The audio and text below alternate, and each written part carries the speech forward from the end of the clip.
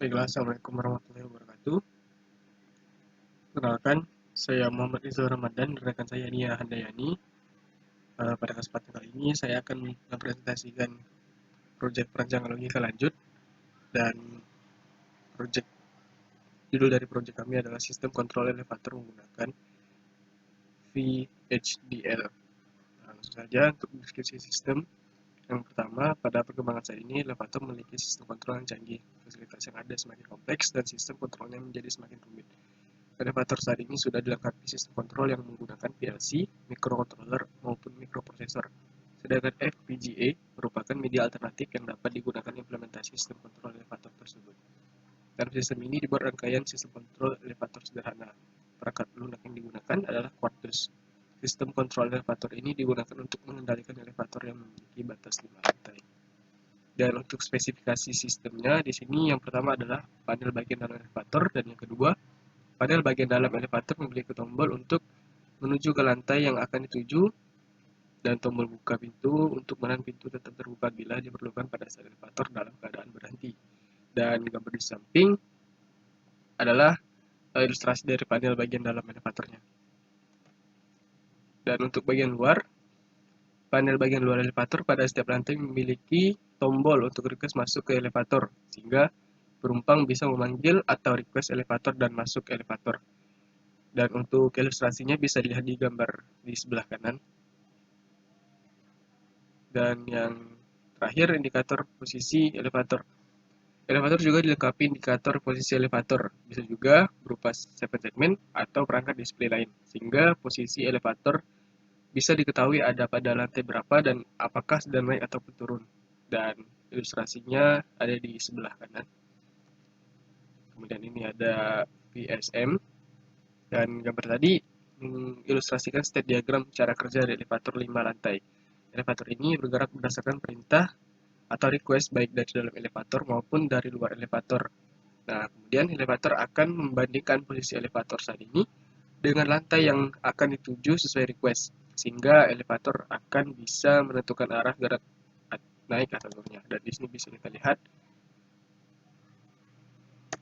Kemudian di sini ada tabel kebenarannya untuk elevator dari lantai pertama hingga lantai kelima. Sekian penjelasan dari saya. Mungkin akan dilanjutkan oleh rekan saya, Nia Handayani. Baiklah, untuk selanjutnya ada rangkaian. Nah, ini merupakan rangkaian kontrol logik yang berfungsi untuk mengatur buka atau tutupnya pintu elevator. Rangkaian logika blok ini dapat dilihat pada gambar di samping.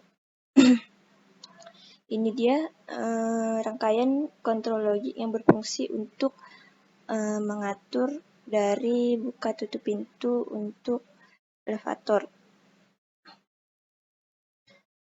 Baiklah, untuk selanjutnya saya akan menjelaskan kode PHDL dari sistem elevator. Nah, di sini sudah terdapat library IEEE, di mana ini adalah library yang kita gunakan pada PHDL atau Quartus. Nah, di sini kita menggunakan library dari 1164. Nah, di sini kita memasukkan dari entity-nya terlebih dahulu, yaitu di sini coba elevator. Nanti untuk di bagian simulasinya kita akan menggunakan entity elevator saja. Jadi di sini kita akan menggantinya dengan elevator. Lalu untuk port-port yang digunakan di sini ada port CLK sebagai untuk maintenance atau tombol stopnya.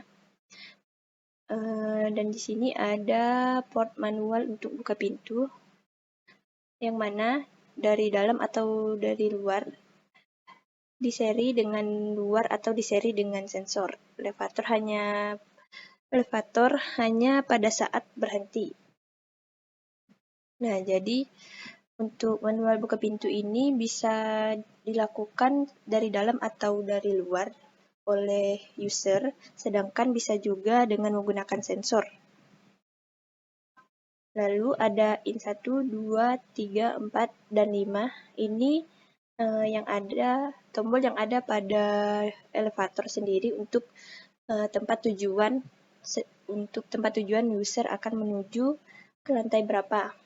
Sedangkan di sini ada in1 naik, in2 naik, sampai in5 naik. Ini adalah instruksi naik untuk masing-masing lantai yang ada pada luar. Hal ini dilakukan di luar elevator.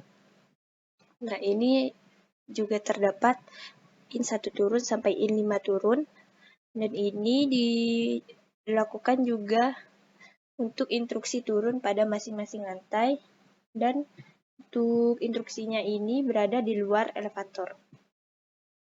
Nah, di sini terdapat A1 sampai A7 sebagai keluaran untuk menunjukkan posisi elevator melalui sistem segmen. Dan di sini ada motor naik, motor turun, dan tutup pintu. Ini juga sebagai keluarannya. Nanti pada elevator akan bergerak naik turun dan menutup pintu. Dan ini digunakan untuk mekanik motor dan pintu. Dan di sini juga buka pintu sebagai keluaran juga. Harus menggunakan buffer, tapi untuk jika menggunakan tina itu tidak bisa. Jadi untuk buffer ini digunakan sebagai buffer supaya bisa dibaca dan ditulis. Dan untuk mengecek apa masih terbuka pada pintu elevatornya. Nah, untuk inisialisasi port yang digunakan sudah selesai. Selanjutnya melanjut ke arsitektur behavior dari elevator ini sendiri. Nah, di sini terdapat constant time, yaitu nilainya integer 3 untuk menutup pintu secara otomatis. Dan untuk time pintu selesai menutup itu sebanyak 2 detik, yaitu pintu untuk selesai menutup itu lamanya selama 2 detik. Lalu di sini ada 4 detik untuk naik pada satu lantai. Jadi pada setiap kenaikan pada lantai itu memakan waktu 4 detik. Nah, di sini terdapat sinyal permintaan, yaitu dari 0 sampai 4 untuk nilai bilangan binarnya 0, 0, 0, 0, 0. Lalu ada sinyal arah elevator, yaitu naik atau turun. Dia nilainya 2 sampai 0. 2 dan 0. 0 ke 2 maksud saya. Selanjutnya ada sinyal motor naik. Nah, di sini untuk sinyal motor naik ini nilainya harus 0. Kemudian untuk turun juga 0. Sedangkan sinyal untuk turun penumpang itu juga 0. Di sini sinyal status steady logik bernilai 1. Logikanya bernilai benar maksudnya. Untuk tipe status di sini ada lantai 1 sampai lantai 5 merupakan penentuan sinyal dari masing-masing posisi lantai. Nah, di sini terdapat sinyal PR state, NX state, status, dan mulai. Lalu untuk yang utama atau proses utama ini digunakan jika manual buka pintu in1 sampai in5, in naik 1 sampai 5, in turun 1 sampai 5. Nah, untuk variabel digit satunya itu dari 6 sampai ke 0 untuk 7 segmen. Lalu di sini ada integer range dari 0 ke dalam kurung time NX state ditambah dengan time tutup pintu dan ditambah dengan time pintu selesai tertutup. Nah, lalu di sini ada variabel buffer untuk buka pintu yang mana harus menggunakan buffer untuk membuka pintu, tapi untuk pada aplikasi Tina itu tidak bisa, jadi kita menggunakan variabel yang ini untuk dicoba pada Quartus. Selanjutnya di sini untuk variabel arah elevator. Nah, variabel posisinya yaitu integer range dari 0 ke 4. Lalu untuk tem naik dan tem turun nilai dari integer range-nya itu dari min 4 sampai 4. Karena ada kemungkinan bernilai negatif, tapi yang dipakai itu cuma bernilai positif. Nah,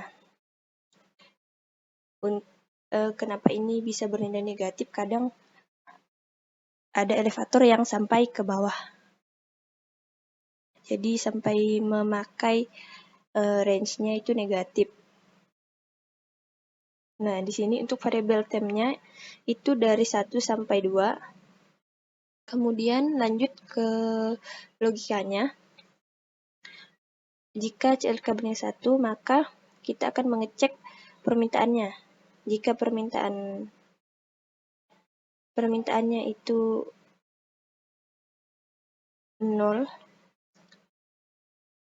dan in 1, permintaan 0 atau in 1 atau in naik atau in turun. Nah, ini dia akan mengecek permintaan di mana ada permintaan 0, 1, 2, 3, dan 4.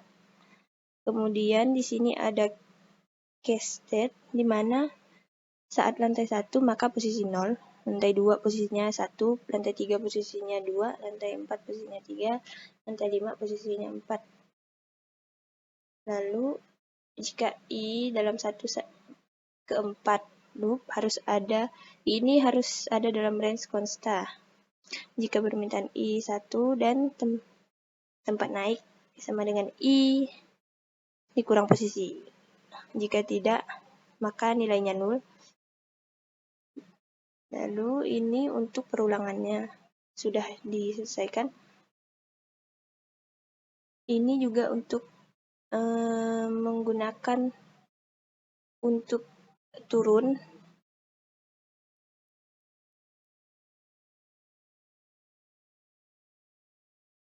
Nah, ini merupakan bagian utamanya. Jadi, count itu tambah 1. Jika manual buka pintu itu bernilai 1, ada orang yang masuk dan menekan secara manual dari dalam maupun dari luar, dan sinyal motor naiknya itu 0, dan sinyal motor turun, artinya pada elevator tidak bergerak, maka pintu akan tetap terbuka saat elevator berhenti. Artinya elevator dalam keadaan berhenti, maka dia sistemnya ini menahan pintu untuk tetap terbuka karena elevatornya berhenti. Lalu jika buka pintu bernilai 1, buffering pintunya bernilai 1, tutup pintunya bernilai 0, count-nya bernilai 0, maka sinyal untuk naik penumpang 1 berarti ada penumpang, maka dia akan menutup pintu dan motor akan naik. Nah, lalu saat motor turun, maka dia akan membuka pintu, lalu pintu akan terbuka dan tertutup kembali. Ini logika untuk penumpang naik dan melakukan inputan apakah dia ingin turun atau naik. Nah, saat pintu tertutup, artinya pada buka pintu ini bernilai 0, lalu buffering buka pintu bernilai 0, dan tutup pintu ini bernilai 1, berarti pintu pada elevator tertutup. Kemudian ada sinyal status bernilai 1. Nah, ini artinya jika tidak ada yang naik dan turun penumpang, maka lift tidak berhenti.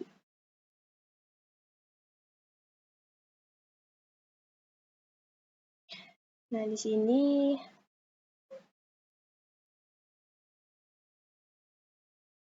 untuk mengatasi kondisi setelah manual untuk membuka pintu, maka akan lari ke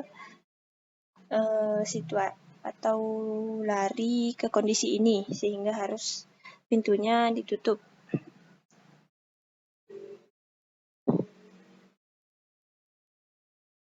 Kemudian lanjut lagi untuk begin display 7 segment atau yang menunjukkan apakah ada penumpang atau tidak, dan letak dari elevatornya di sini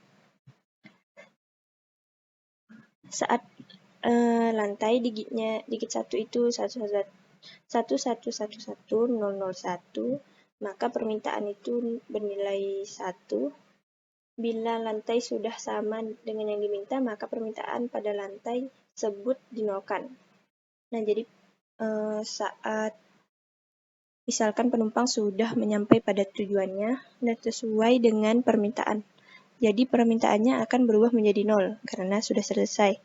Jadi dia akan nilainya berubah menjadi 0.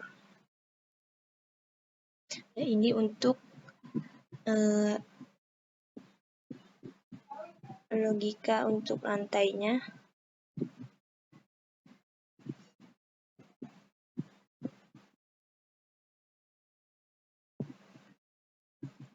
Kemudian di sini ada proses utama. Saat permintaannya bernilai 1, maka berhenti dan elevator akan membuka pintu apabila ada permintaan pada lantai tersebut. Misalkan pada lantai 2, seseorang menekan untuk membuka elevator, maka elevator akan berhenti pada lantai tersebut dan membuka pintu.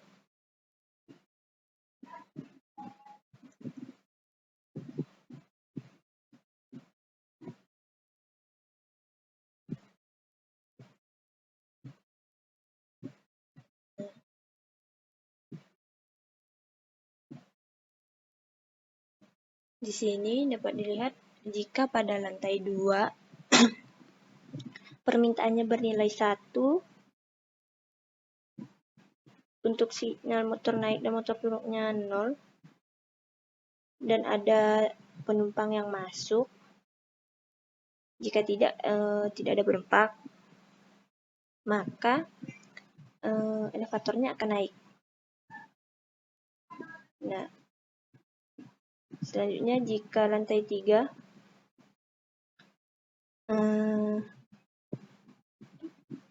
ini kan lantai 2, berarti dia naik, berarti dia sudah di lantai 3. Nanti dia akan mengecek kembali. Jika ada sinyal motor naik, berarti 1 kan sinyal motor turun. Berarti di sini dia akan turun. Kemudian dia akan mengecek kembali pada lantai 1 untuk sinyal motor naik 0 dan sinyal motor naik turun, atau sinyal motor naik 0 dan sinyal motor turun. Kemudian pada lantai ketiga, jika permintaan 2-nya itu 1, maka liftnya akan berhenti dan terbuka pintunya apabila ada permintaan pada lantai tersebut. Ini sama saja semuanya. Untuk lantai 4 dan lantai 5-nya sama saja.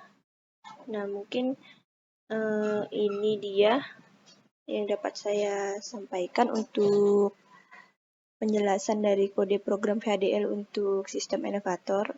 Untuk selanjutnya kita akan melakukan simulasi terhadap kode VHDL dari sistem elevator pada aplikasi Wartus.